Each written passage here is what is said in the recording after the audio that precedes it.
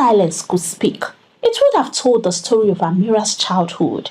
The silence that wrapped around her father's house in Port Harcourt was not the silence of peace. It was the silence of things left unsaid. The silence of love that had been buried with her mother and of a little girl learning too early that the world was not always kind. Amira was only 11 when her father, Mr. Kelechi, opened the front door one evening and walked in with another woman.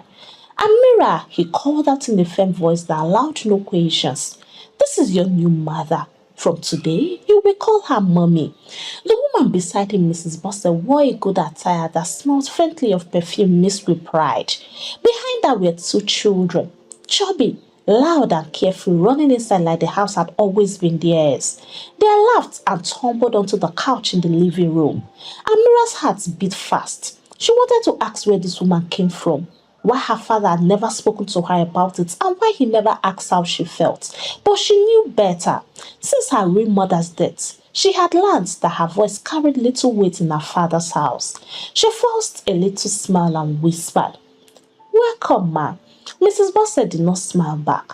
She looked at Amira with eyes that measured, like someone examining a piece of furniture in a shop, useful but not precious. That was the night Amira's silence began. The days that followed moved like a storm.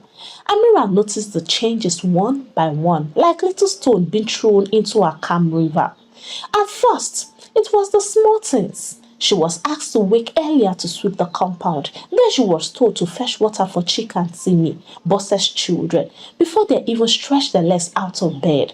Soon, she was no longer allowed to sit in the living room when visitors came. As Bosse's children sat proudly on the couches, Amira remained on the tap floor with her knees put close to her chest. If she dared to shift closer or touch the remote control, Bosse's sharp voice would cut through the air. "Leave that! And who even told you to touch it in the first place?" Sometimes, the punishment was not only worse. A slap would land across her face, hot and stinging, and her small ears would ring for hours. Amira looked at her father each time, hoping he would notice and hoping he would rise to her defense, but he never did. He always cleared his throat and said, "She's only correcting you, my child, so respect her." But respect was not what Buster wanted. She wanted full control. By the end of the first month, Amira's daily life no longer felt like that of a child. She woke up before dawn. Her small hands swept the large compound with a broom almost taller than her. She mopped the sitting room floor until her knees hurt. She washed dishes until her fingers turned white and wrinkled. Meanwhile, Chika and Timmy slept for as long as they want, yawning lazily before strolling into the kitchen to collect the food Amira had prepared. They laughed and teased each other while she scrubbed the pots alone. Bosse called it training, but Amira knew it was punishment. She was often told, "You are used to suffering. Be grateful you are still breathing under my roof." Amira never answered back. She had learned to swallow her pain and keep her words hidden like stones buried under sand. The hardest part came with food. Bosse made it clear that her children were the kings of the dining table. They ate with ceramic plates and glass cups filled with juice.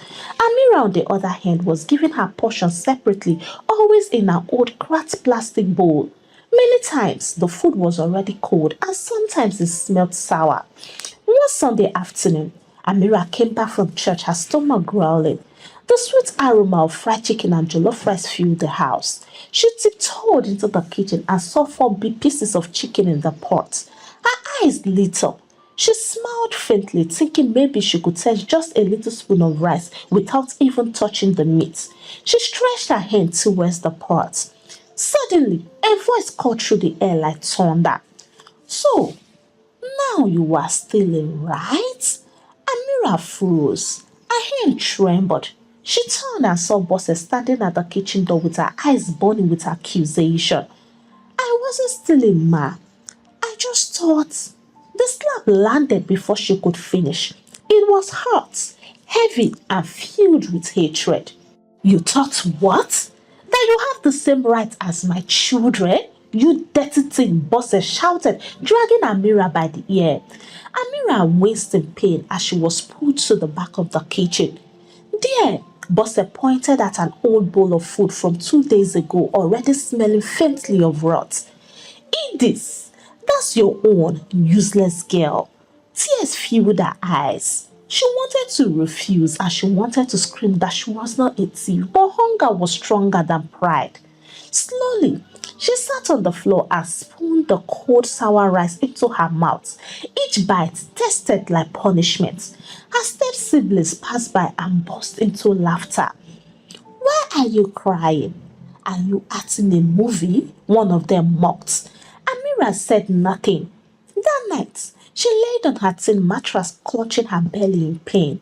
Her stomach rumbled. Sweat poured down her forehead as she gathered the courage to knock gently on her father's bedroom door. When the door creaked open, she whispered, Daddy, I am not feeling too well. My stomach is hurting. Mr. Kelechi glanced at her briefly. Behind him stood Bosse. It is because she eats like a goat, Bosse said quickly. She probably stole full again and overfed herself. Mr. Kelechi sighed deeply, then shut the door in her face. Amira crawled back to her room disappointed, and that night she slept in pain, hugging herself like a rejected puppy. The next morning, before the sun was fully awake, you better get up and wash the toilet was what she woke up to. Amira stood up slowly with her stomach still hurting and her heart heavier than before. She picked up a bucket and brush, limped to the bathroom and started scrubbing. Meanwhile, Chika and Timmy slept peacefully on their beds, stretching lazily. By the time they woke up, Amira had already laid out their uniforms and packed their school bags. Why does she do everything for us? Timmy once asked, laughing as he yawned. Because she is used to suffering, Bosse replied coldly. God created some children to serve others. Amira heard those words clearly. They are cut deep, but she buried them inside along the many wounds she never showed. One Saturday, while scrubbing the kitchen floor, she looked up when her father entered. Her heart beat with hope. Daddy, can I rest a little? My legs hurt, she whispered timidly. Before Mr. Kelechi could answer, Bosse appeared from behind. What rest? Lazy girl. Do you think life is easy? Then she turned to her husband. My dear, if you allow her to rest, tomorrow she will become useless. This is how to train a child. Leave her for me. Mr. Kelechi sighed and shook his head slowly. Respect her, Amira. She's your mother now. She's only training you. Those words sank into Amira's chest like heavy stones. Training? This didn't feel like training at all. It felt like punishment and rejection. As the days blurred into each other, Amira walked, stayed quiet, and tried not to feel. She noticed little changes in herself. She no longer laughed at the silly things her classmates joked about in school. She no longer looked forward to coming home after classes, and she no longer hummed the songs her real mother once taught her while cooking. Something inside her was slowly shutting down.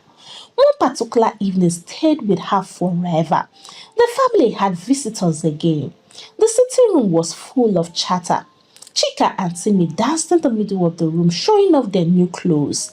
The visitors clapped and cheered. Amira in her faded dress stood by the corner with her hands folded, waiting for someone to at least notice her. One of the visitors asked casually, Kelechi, is this also your child? Before her father could reply, Bosse laughed loudly and said, Oh, that one? She's just here, helping us. She's not like the others. The visitors chuckled awkwardly and continued eating. That word broke Amira's heart. She wanted to run outside and cry, but she stood still because she had learned not to cry in front of people. Tears were now her private language, spoken only on her tin mattress at night. By the time she lay down to sleep that night, hugging her pillow, her mind replayed every moment of the day. She's not like the others. Her heart felt heavy. She whispered to the darkness, Mama, if you can hear me, why did you leave me here? At school, her classmates noticed the change.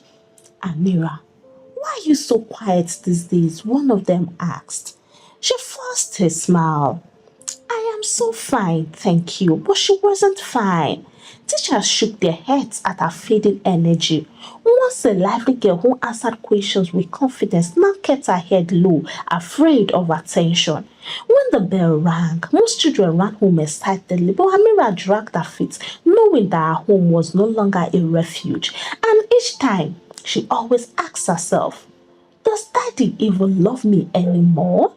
The day she turned 12 became unforgettable, not because of joy, but because of pain. She woke up that day feeling happy. Her heart had a tiny hope. Maybe, just maybe, my father would say, "Happy birthday, my daughter," or maybe there would be a little cake, the way my mother used to bake with love. But the house told a different story. The only voice that greeted her was Boss's sharp back. "You, Amira, get up quickly. The gutters outside are blocked from yesterday's rain. Go and clean them before they smell." Amira's smile vanished. She sat slowly on her bed. She whispered, "Mama, if you can hear me, it's my birthday, but you left too early. Can you see that no one can actually take care of you, Amira? I miss you. I miss the happy birthday song that would have woken me up today with your warm hugs and prayers. It is really well." She went outside. The gutter was filled with black stinking water. Dead leaves floated on the surface and mosquitoes buzzed around. She bent down and began scooping the smelling mess with her bare hands, dropping it into a rusted pan. Each scoop splashed against her skin. The sun grew hotter, beating down on her small frame, but she continued working. Inside the house, laughter rang out. Chika and Timmy were playing Ludo, and a plastic tray sat beside them with slices of birthday cake. Not Amira's, but a leftover from a neighbor's child's celebration the day before. "Do you want the last piece?" Chika asked her brother. "No, I am full," Timmy replied, pushing it aside carelessly. The untouched slice sat there while outside Amira's stomach growled in hunger. She lifted her head briefly and looked through the window. She saw them laughing. She saw the cake, and for a moment her eyes lingered on the sweetness she knew would never be hers. A tear rolled down her cheek, mixing with the dirt on her face. She whispered, "Will I ever taste sweetness again? Mama, but why did you leave me? No child deserves this." Then she bent her head and continued scooping the foul-smelling water, her tears falling silently into the gutter. By evening, her body ached from bending all day. Her fingernails were black, her dress stained, her back sore, but she dragged herself inside, hoping that someone would say, "Well done, Amira," but no one looked at her. She stood silently by the doorway waiting, but nothing came. Her father returned later that night. Amira's heart leapt again. Maybe now he would remember.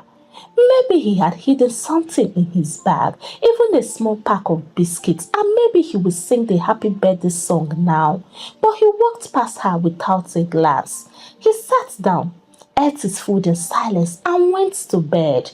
That night, Amira did not sleep. She hugged that pillow and cried into it. She kept on whispering, "Mama, they didn't remember. Nobody remembered, not even your husband, my father." The pillow carried no answer, but she hugged it tighter, as if squeezing it could squeeze her mother's spirit back to life. She thought of how her mother used to kiss her forehead and say, "Amira, you are my sunshine." Now, the only thing that touched her forehead was Boss's hand when it slapped. Her stomach growled loudly, reminding her she had not eaten since morning. She wiped her tears with the corner of her dress, stood quietly and tiptoed to the kitchen. She opened the pot on the stove. It was empty. Not a single grain of rice remained. She drank 2 cups of water, holding her stomach with her small hands.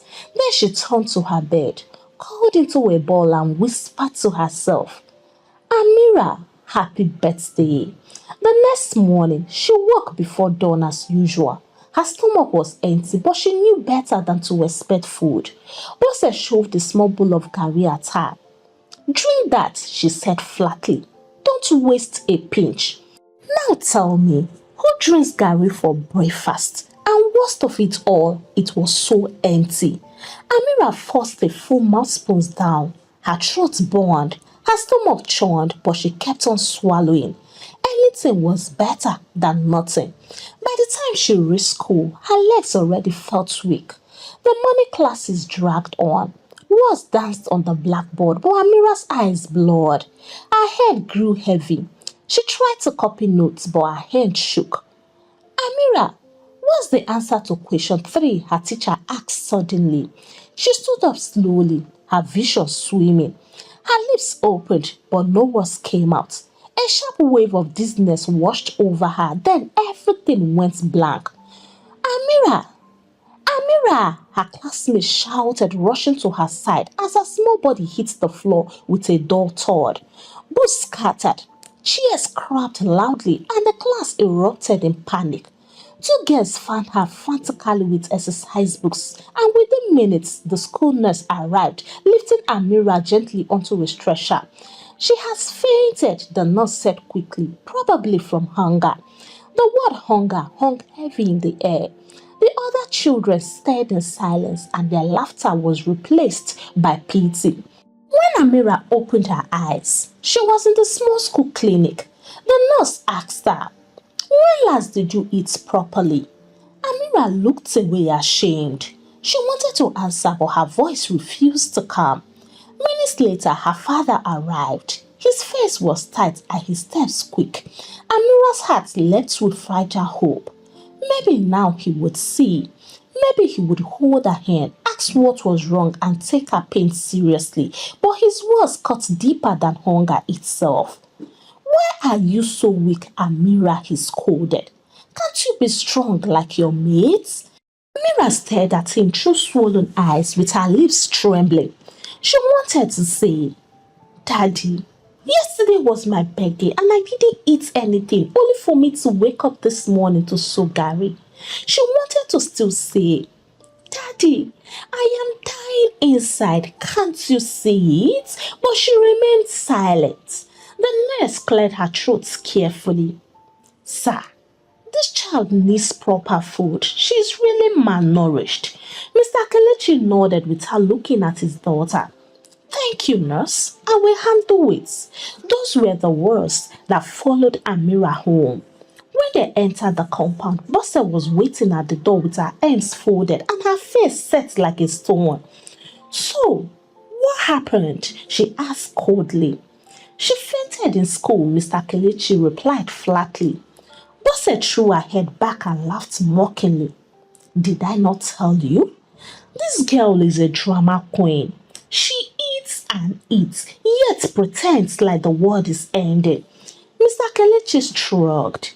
Then, don't feed her again. Let her learn. Amira's chest tightened. The words stabbed deeper than any slap. Don't feed her again from her own father's mouth.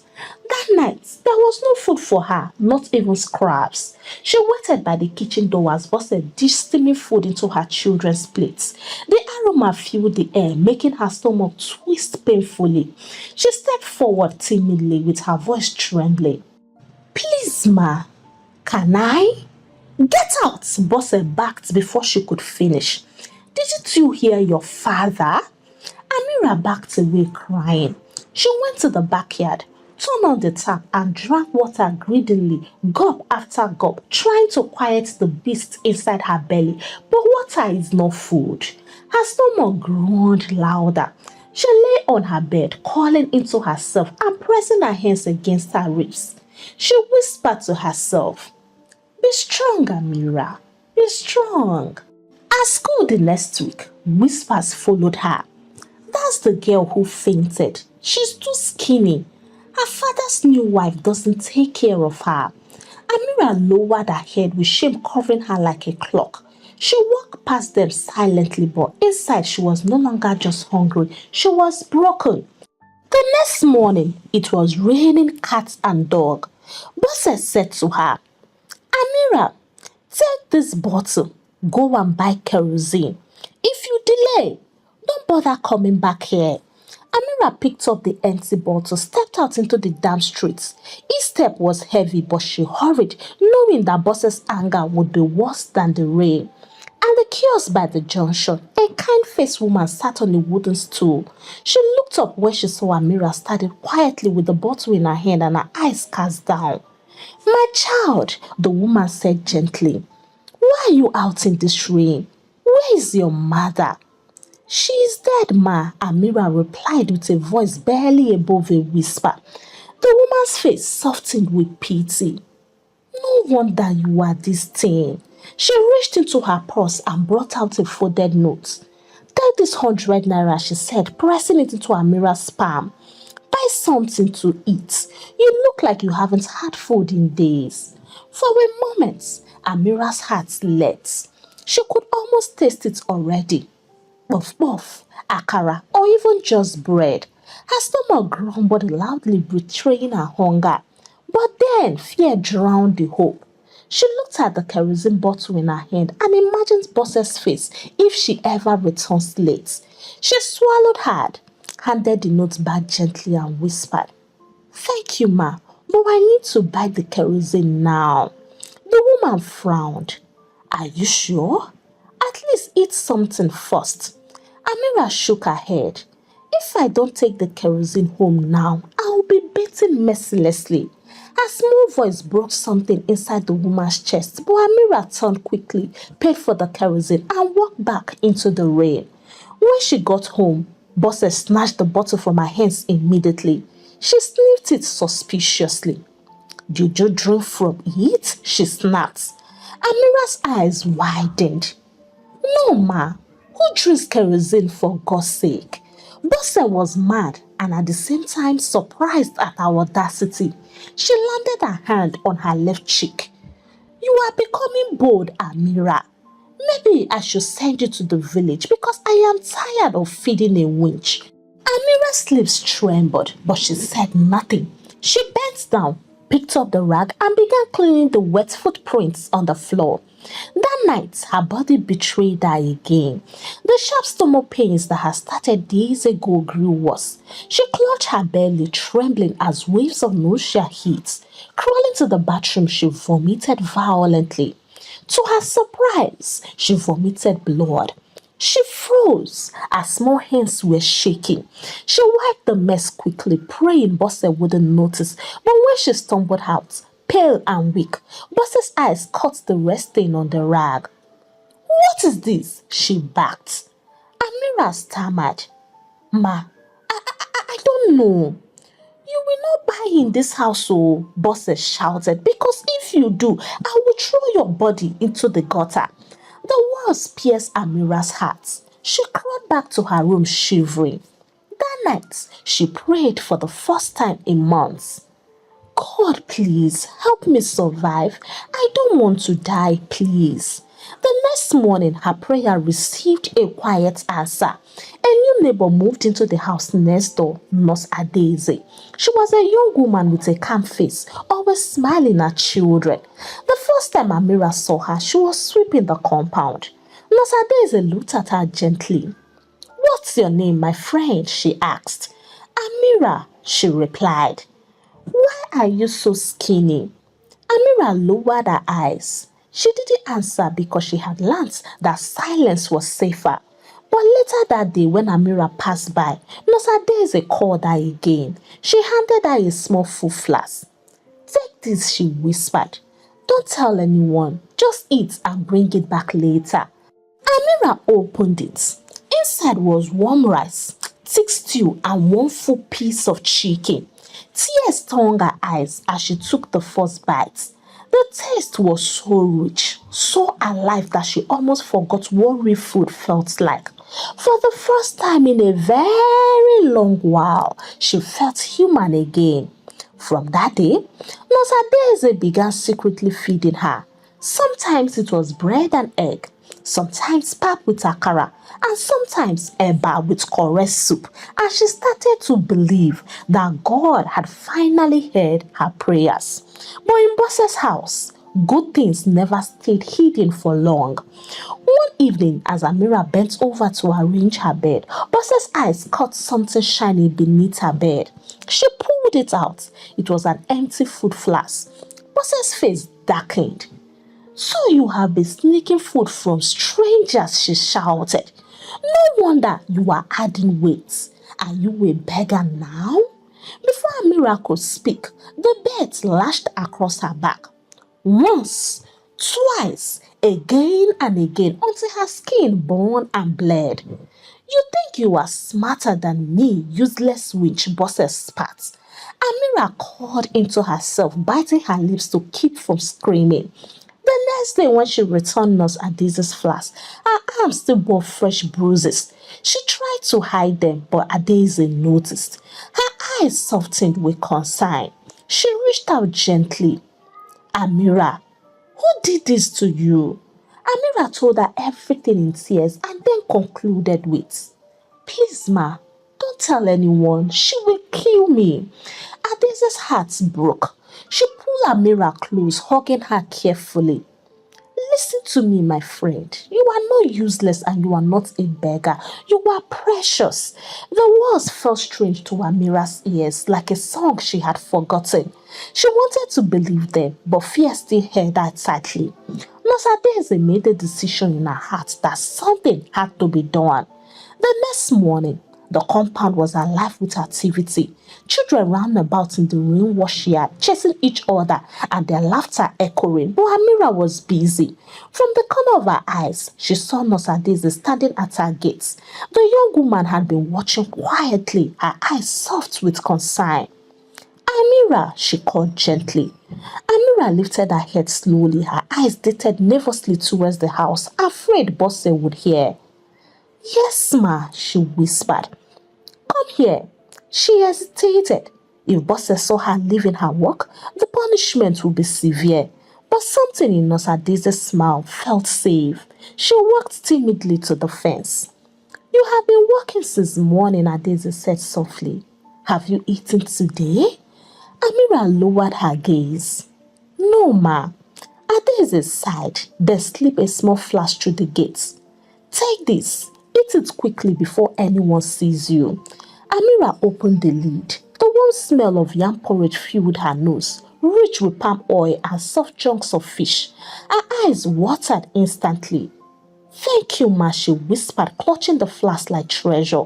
She hid behind the tree and ate in haste like a criminal. When she returned the flask later, Adaise said to her, If you need anything, I mean anything at all, come to me. Don't be afraid. She continued to feed her in the secrets, making sure it was a balanced meal, and Amira's cheek filled out slightly. At school, her classmates noticed. Amira, you are looking better, oh, one girl whispered. Amira smiled faintly but said nothing. She guided her secrets carefully. Adaise started gathering her evidence. She noticed the way Bosse shouted at Amira. She noticed the way she flinched with every word and the way her small body bent like an old woman's under the weight of chairs. Adaise's heart hardened with resolve. She whispered to herself, Enough is enough. 2 days later, she returned home with a man in uniform. He wore a badge on his shirt and carried a notebook in his hand. He was a social worker named Mr. Philip. When Amira came to return another flask, Adaise stopped her gently. Amira, this man wants to ask you a few questions. Don't be afraid. You can trust him. Amira froze. Her stomach tightened and fear flooded her chest. If Bosse found out, the punishment would be unbearable. Mr. Philip knelt down to her level. His voice was calm. My dear, I am here to help you. Are you being treated well in that house? Amira's lips trembled. She looked at Adaise's kind eyes, then back at the man's steady gaze. For a moment she hesitated. She thought of Bosse's belt. She thought of her father's silence, and she also thought of the many nights she slept hungry, clutching her pillow like it was her only friend. And then she let the words out. She told them everything. Every slap, every insult, every night she slept hungry, every time she was told she was useless, and every time her father closed the door in her face. The words poured out like a flood she had held back for too long. Mr. Philip listened carefully, his face growing darker with every sentence. Adeze held Amira's hand tightly, nodding with encouragement. When she finally stopped, Mr. Phillips said firmly, "Don't worry, you are safe now." When she got home, her heart was pounding. She didn't know what would come next, but for the first time, she felt she had finally found a voice. Bosse entered suddenly, her eyes sweeping the room and her face twisted with rage. "Where are you coming from?" she demanded. Amira's body went cold. It's from— "Shut up!" Bosse roared, her voice echoing through the walls.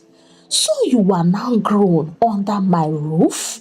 Before Amira could move, the belt was in Bosse's hand. The first lash landed across her back. Hot fire spread across her skin. The second lash cut deeper. "Ungrateful witch," Bosse shouted, the belt rising and falling. "Do you want people outside to think I don't treat you well? Do you want to disgrace me? Answer me." Tears spilled down Amira's cheeks. She curled into herself on the floor with her arms covering her head, trying to shield her fragile body from the blows. But the belts kept on coming again and again. By the time Bosse stopped, Amira's dress was damp with sweat. Bosse threw the belt aside, panting. "If I ever see you with that woman or take food from her again, you will not live to regret it."